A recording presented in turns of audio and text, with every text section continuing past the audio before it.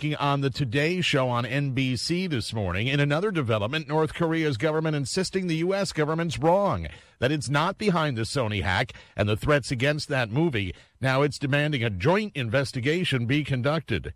This is news on the Blaze Radio Network. Everyone is making the switch to the Blaze to make it their source for the truth. Why not make it your source for the truth? Make theblaze.com your homepage for news that the other outlets won't even touch. Subscribe to The Blaze TV at theblaze.com/TV or on Dish Network and get access to original programming like For the Record, the show that exposes what's really going on that the government doesn't want you to know. And Real News, the daily conversation on the topics of the day that matter most. Check out the Blaze Radio Network at theblaze.com/radio with original shows like Buck Sexton, The Morning Blaze with Doc Thompson, Pat and Stu, and Jay Severin. Or if you need something to hold in your hands, subscribe to the Blaze magazine. So basically, anywhere you need to go, you can take the truth with you by taking the Blaze with you. This is the Blaze. Truth lives here. So just to recap, anywhere you need to go, you can take the truth with you by taking the Blaze with you. Find out all the ways at theblaze.com. The Pentagon saying 4 Afghans who've been held at Guantanamo Bay have been returned to Afghanistan at the request of the new Afghan president. It's the latest step in President Obama's push to try to close Gitmo, which now holds the lowest number of terror detainees since shortly after it opened. Swedish police say 2 car bombs shattered dozens of windows in a multi-ethnic district of Malmö, Sweden's 3rd largest city. Police say no one injured by the pre-dawn explosions Saturday in a district dominated by immigrants from Iraq, Kosovo, Bosnia, and Lebanon. 1 car bomb explodes at the foot of a building, the other in a parking lot nearby. Police say it's not clear who's behind the 2 explosions, or even if they were connected, no arrests have been made. The parents of the man accused of the Colorado theater shootings are speaking out. As we hear from the Blaze Radio's Tom Peace. The parents of James Holmes are speaking out about their son's alleged shooting spree at a Colorado movie theater. Writing a letter to the Denver Post, Robert and Arlene Holmes pleading for their son to be spared the death penalty, calling him a human being gripped by severe mental illness. Holmes accused of killing 12 people inside a theater during a July 2012 screening of The Dark Knight Rises. Jury selection in his trial is due to begin next month. And Black Friday and Cyber Monday are... Welcome inside the Paris Sea Palace, high above 2919 East Broadway. This is the Jake Feinberg Show. Thank you so much for making us part of your day today. My show is predicated on the 4 L's: leadership, love, life, and lineage, and the ongoing story of real music made by real artists. In Bova Land, there are prisms of color, rays of Hammond organs with deep purple gel tabs going off a cliff and super funk rock jazz amalgamations. He comes from Old Greenwich, Connecticut, where the echoes of Clifford Brown and Blue Mitchell resonated deep inside Bova Land. Soon the man from Bova Land went flying to an island of fusion, mixing traditional classical instruments in a blues-based setting with odd-metered songs, leaning on his B3 while the drums of Bill Bacon swirl within the whispering pines of Vermont hideaways and New England festivals my guest has played in. He is a Grammy award-winning keyboardist, composer, arranger, and record producer. But for this host, my guest came from off the grid because 2 sages of mine here in Tucson, Abbott Taylor, a proud sponsor of the Jake Feinberg Show, and Chuck Goldschmidt, grew up in the aforementioned Old Greenwich. My guest has reached several musical mountaintops, finding good work because of versatility in an industry that went from analog to digital, acoustic to electric, be-bop to hard bop to post-bop to future shock, with an art chroma burning layers of melodic goo deep inside the soul of my guest. Jeff Bova, welcome to the Jake Feinberg Show. You there, brother? Hey, Jake. Great to be here. No, it's great to have you here, man.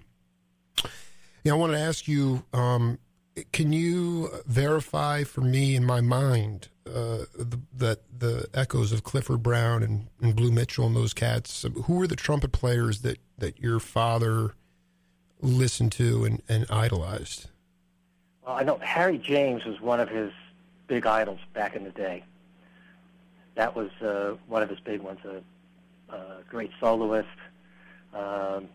And Maurice Andre also on the classical side of things was a big hero of his. And you also you first played the trumpet, though, is that right? That's right. I played both trumpet and keyboards growing up. So I was actually a trumpet major in music school. Actually, I didn't major in piano, which surprises many. But no. I mean, you're a monster, man. I mean, I'll be honest. I mean, when Abbott and Chuck, we were having a jam session over at their house, and again, I'm not putting them in the same musician category as you, but they were like, "Yo, you got to reach out to Jeff Bova."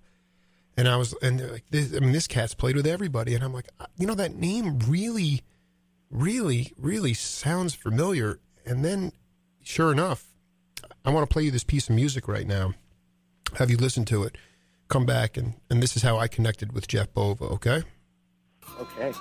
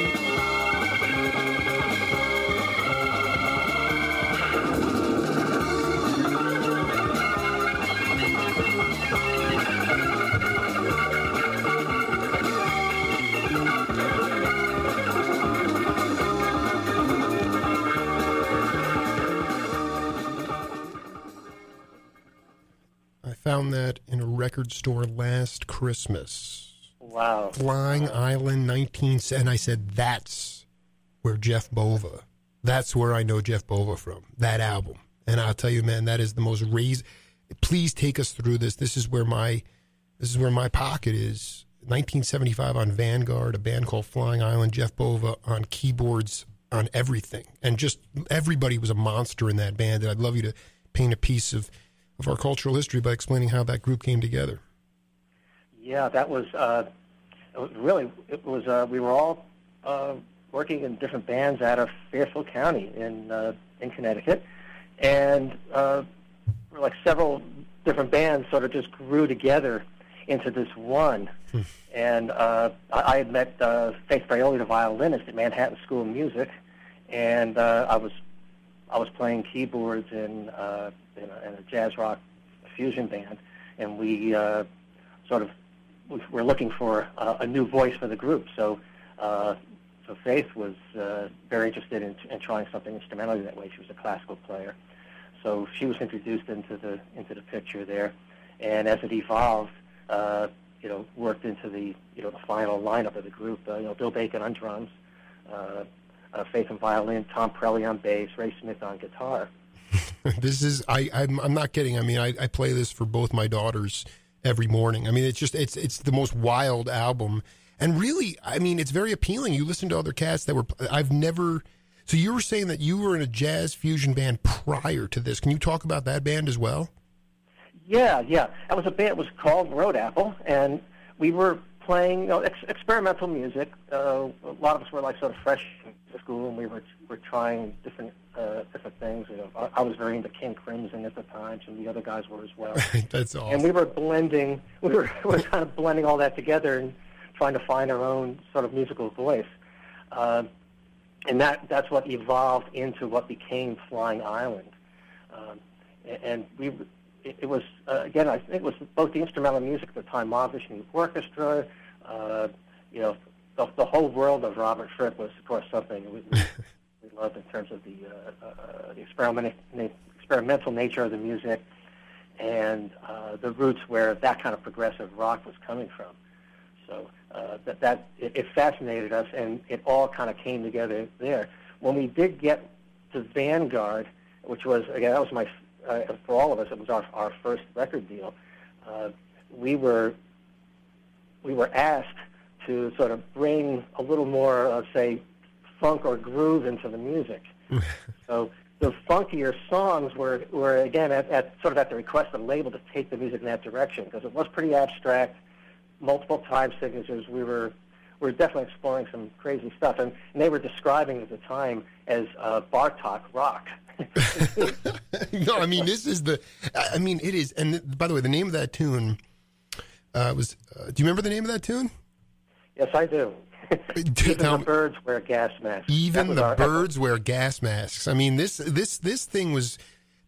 music on this album holds up as better, if not better today than it did back then. I mean, I guess what I want you to talk about, because I mean, from my generation, especially younger generations that have grown up essentially listening to electric beats and digital music, I mean, how, even though we weren't all interconnected, and there wasn't the internet, and there wasn't this just deluge of material, how explosive was that time period in music, even predating Flying Island, the opportunities that you had to hear all this experimentation, when experimentation was not chastised, but rather, accepted? Exactly. It was, what was so exciting about it for all of us was that, the free expression and the ways of combining all different kinds of styles of music together, all bringing all your influences into what you're doing. And when you find like-minded individuals, like we all found each other, it was a musical playground. It really was. And also, I mean, I get the impression that you could go Vanguard, at least. I mean, I've talked to some of the guys in the jug band scene that did albums, like Jim Kweskin. I mean, they were going in the middle of the night to cut an album. I mean, did you have that kind of flexibility and freedom within the studio to just go in and, I mean, did you guys do this in one afternoon, one evening, the Flying Island LP? We did it in a couple of days. We would cut live every day. It was very 9 to 5. From maybe the jug bands were in at night. We were very 9 to 5. We'd go in, we'd 3 or 4 songs each day, and within a few days, and the mixes would happen that quickly. It was both great from the perspective that the pressure was on to really perform, which was wonderful, and of course with the whole jazz wing of the label. We worked with Ed Bland, who was the main jazz producer at the time, Clark Terry, Oregon, all those groups, and so that was sort of the prerequisite, that we go in there and play live. And very minimal overdubs, which was great for us. The pressure was great from a performance standpoint. We would have loved to have spent more time, and we felt our album would have been served better if we could take the time with it, like our heroes. Whether King Crimson or Yes or the different groups like that. Took time to really create their sound and color. So we needed to do it under more jazz-like circumstances, which was to rehearse it up, really fine-tune it, and go in and hit it. How many of these cats are you still in touch with? Anyone? Oh, yeah, basically in touch with everybody. Oh, that's awesome. Facebook, of course, has been a big help. Can you talk a little bit about her? Because I just noticed, I just like, who is this Faith Fraioli, violin and flute? I mean, her chops were as ridiculous as Jean-Luc Ponty or even, and I'm blanking on her name now, Scarlett Rivera, who did some work with Bob Dylan. I mean, she's just on the whole band is burning.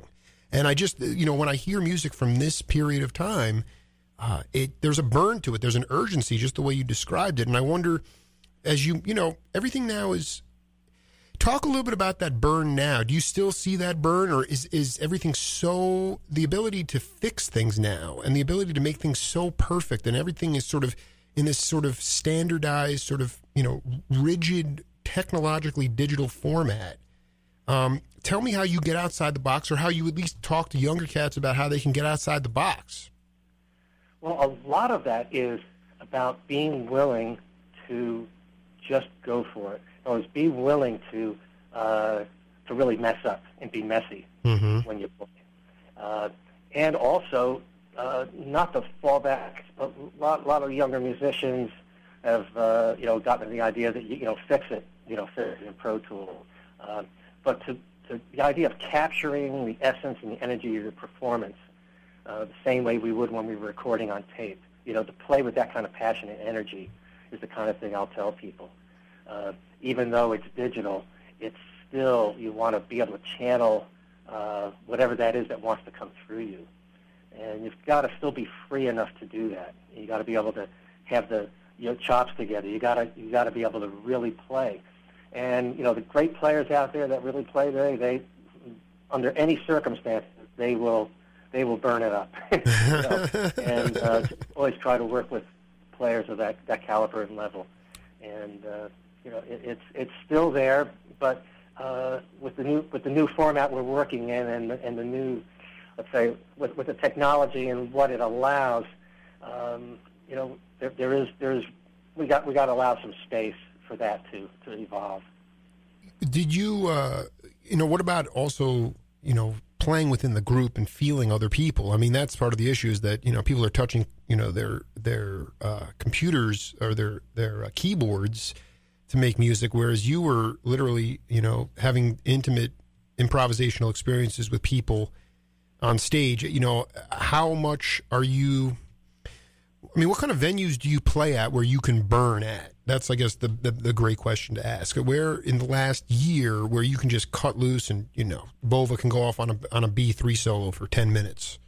Well, for me, it's been a while that I've been able to do that. I've been basically in the studio working. I have been out recently playing, but it's been mixed with live and computers. So you are sort of restricted in a certain way to the tracks you're working with, and the particular the types of music I've been doing lately have been more pop oriented. So it's like almost another life ago for me in terms of that kind of playing. I miss it dearly, and would love to do some more. But I've been moving through as I've evolved. Yeah. Well, no, I mean, I think I really want to talk to you, though. I mean, when you say restriction, and I'm not a musician, can you explain how you're restricted? Well, I would say you're, in fact, maybe not restriction is the right word, but I'd say you're working within a container that allows you, say, so much space to freedom to work with, and outside of that, you may be stepping outside the confines of the musical form and timeline that you're given. If you're running computer-based tracks, if you're running a program like Ableton Live, a lot of times you have the freedom to be able to, kick in different loops and different pieces as you're going within that. And that's a great way to work spontaneously, but yet, use the technology that we have available to us today. When you're performing pop songs, for instance, there's the expectation that you're going to perform the song, and it's relatively close to the form and the energy that you do with the record. So I think of it as the format sort of dictates how you need to express itself, how best effectively to reach the audience and connect with the audience. There were so many bands when you were really coming up, developing your own sound. King Crimson, you mentioned, the Allman Brothers, the Dead. There were Mahavishnu is another band. Where there were songs. There were definitely songs, but it was more about improvisation on stage. Whereas, like you were saying, the songs that they performed live sounded different night to night and sounded nothing like the records they made. And is that? Can you talk about freeform improvisation on stage? I just know I have my finger on the pulse of this stuff. I've done so much woodshedding with all these titans that from your generation and even before, and I just know that for mind expansion, for consciousness expansion, that freeform improvisation on stage is key. But yet, younger generation's less secure to make mistakes, and I want to know how we can draw that out, because, like you said, that's really your bread and butter, even though there's no money in it. Right. It's a funny thing because I could say that that part of my life I've spent expressing myself musically, and we'll say spiritually also in that particular way. That was the outlet for it. And then finding sort of the gifts within other genres and other forms of music and what they brought, what they would bring to me in terms of discipline, the discipline of being able to, needing to stay within the form of a song, the discipline of playing something night after night that is the same but needs the same energy that day it was cut in the studio. All different aspects of one's playing. So I look at it that way. Like for instance, I'd say myself today, my experimental area is working in ambient music and some of the music I've been doing for sound healing and some of the metaphysical things. So that's kind of my free form expression at this particular time, and a lot of that music gets created in that manner for myself. And then in the meantime, on a day-to-day basis, working in pop and in the singer-songwriter world is where I work with, again, those particular forms and get to challenge myself in those ways as well. Talking with a keyboard legend and Grammy Award-winning producer, arranger, composer, Jeff Bova.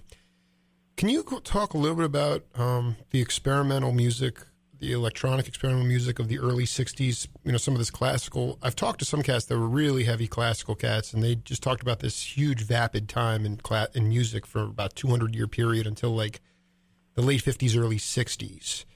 And I just wanted to know what kind of... There were some dudes that were doing some really progressive electric music in the early 60s, and I kind of wanted you to talk about a couple cats that inspired you to be an individual player.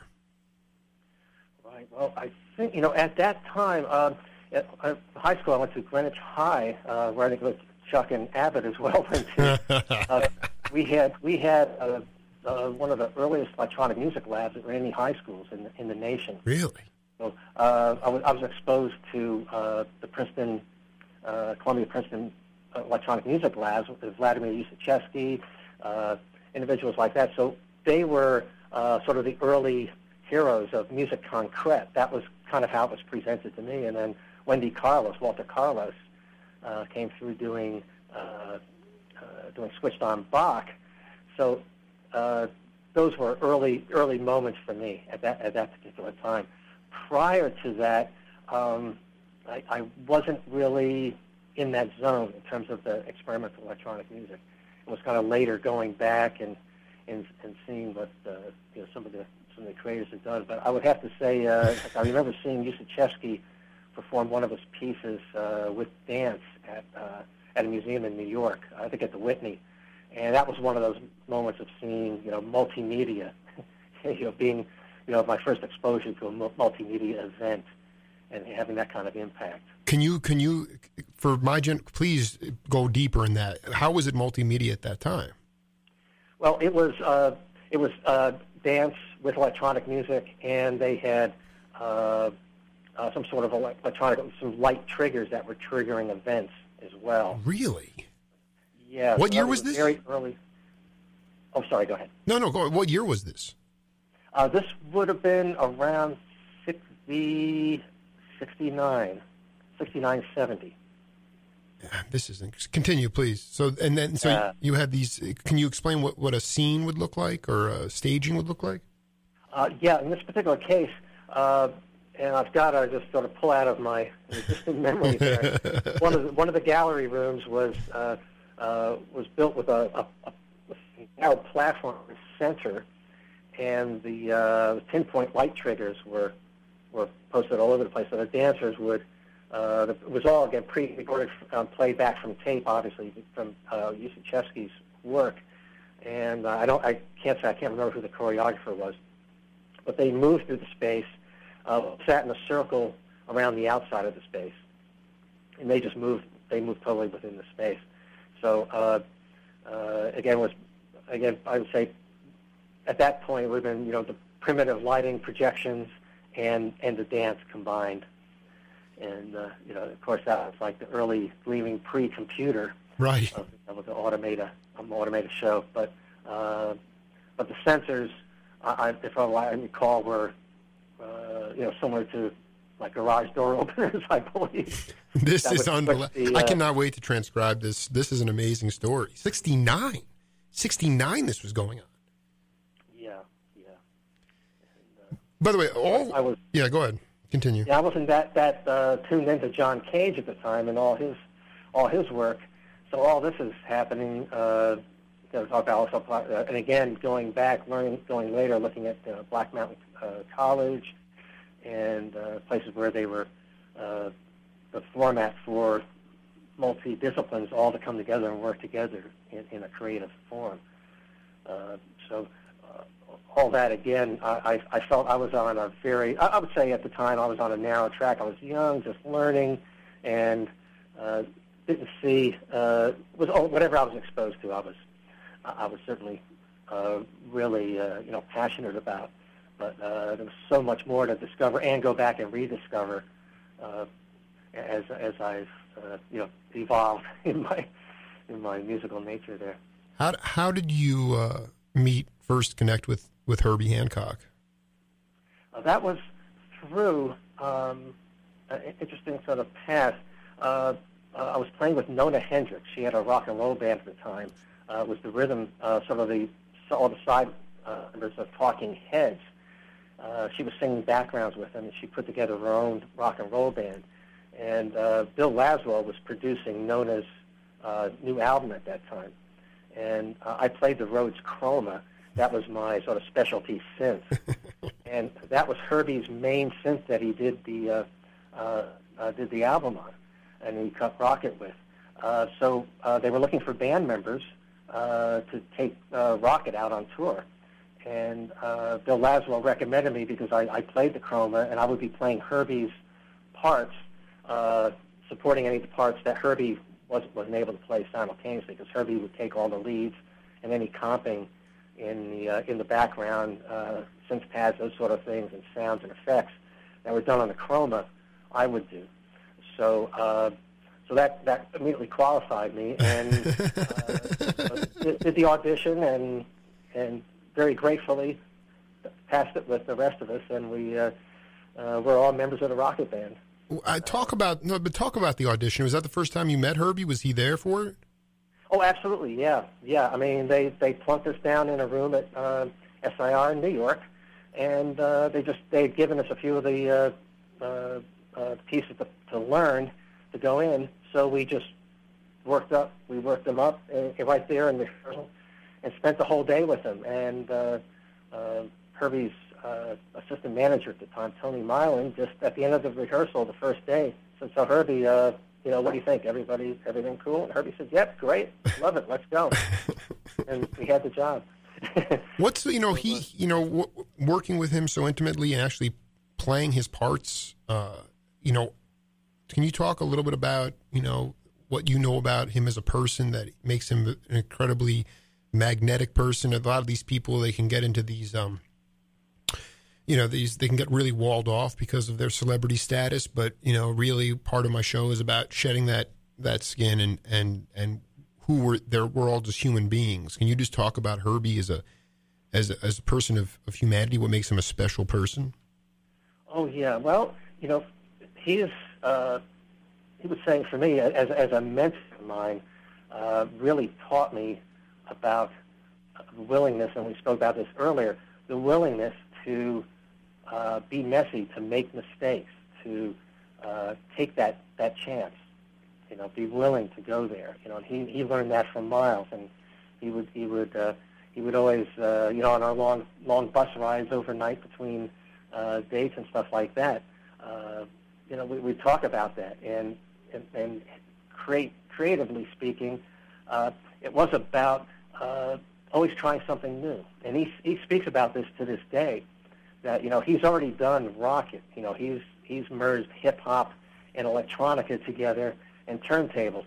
That's done. Now he's moved on into other venues, and for him that's the joy of expression, of being able to go anywhere he really feels drawn to creatively, and as a person, the openness and all that is part of who he really is. Genuine, authentic. There's no. I could never say there was like a wall around him. The openness and generosity of him, both as a person, a musician, our band leader, our teacher. We used to call him the keeper of the keys. When the keeper of the keys came into the house, we all paid attention. It was, and every gig was a lesson for me. Watching him play the clavinet was like, okay, now I can see and feel where that funk is coming from. It's just like it's a flow, it's a place, it's a center. It's amazing, and I'm so grateful for having had that opportunity and been part of that, and really present to say to take the teaching, to accept the teaching, to learn what that was like. And I want you to explain something here. This is extremely important because just explain to. I don't care if you're a school teacher or an ARP synth player or merging, whatever you're doing, why is it important to make a mistake? Why did Miles and Train, Miles specifically, why is it okay to make a mistake? Because you never know what's going to be revealed. It's both stepping beyond your own ego and, your inner critic. What's the correct note to be playing? What are the right notes in the scale, the mode that you be playing over that particular chord change? It's finding that uncharted territory, and a mistake may be the gateway to that, where you might not allow yourself to go normally. And so it's being willing to let your inner critic go, and not be ashamed of it. Naturally, you're on the stage at Carnegie Hall performing a beautiful piece of music. You Right. want to play it. You want to play it beautifully, but within the right circumstances, to be able to have something occur that is both, either you want to call it a surprise, an unexpected moment that could turn you in a direction that you would never expected. And that I'll use it in my own work, working on songs where if you're playing into a sequencer and recording it, a lot of times I'll, rather than do work on one section of a song and just keep looping 4 bars until I get the part I want and call it a day, I'll continue to play a song top to bottom, record all my takes of it just like I was on tape, and then find those places. Again, I'm not concerned about playing it right or whether I need to correct it, but just allowing that free flow of creativity. Jeff, I want to tell you, man, let's pick up part 2 down the road. I just knew this would fly by, and for the record, thank you for enlightening me with these opportunities. I mean, it cost me $1, and I got this album. You are the aerial jester, man. So happy holiday, and we'll be in touch. We'll set up a part 2, and we can talk about Abby and Chuck as well. It'd be that'd be brilliant. I'd love that, and I'm so grateful for those guys to have introduced us. Oh, I'm pumped, man. And we'll happy holidays. We'll talk real soon. Okay. Absolutely, you too, and thanks to the audience for listening as well. Thank you, brother. Take care. We'll be right back.